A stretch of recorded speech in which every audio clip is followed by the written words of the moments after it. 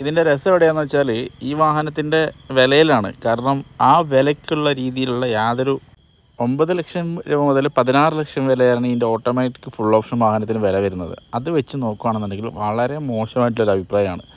കാരണം ഒരു കംഫർട്ടബിൾ ആയിട്ടുള്ളൊരു ഫീലില്ല.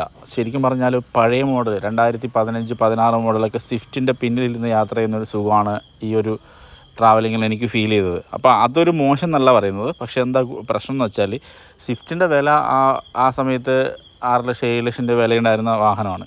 സോ നമ്മളൊരു 12, 14, 16 ലക്ഷം രൂപ കൊടുക്കുന്ന ഒരു വാഹനത്തിന് വേണ്ടതായിട്ടുള്ള ഒരു ക്വാളിറ്റി എനിക്കില്ല. ഞാനിത് കമ്പയർ ചെയ്ത് നോക്കുകയാണെന്നുണ്ടെങ്കിൽ എനിക്ക് തോന്നുന്നു ബലേനോ ആണ് ഇതിനേക്കാളും ബെറ്റർ ആയിട്ടുള്ളൊരു ഫീൽ വന്നത്.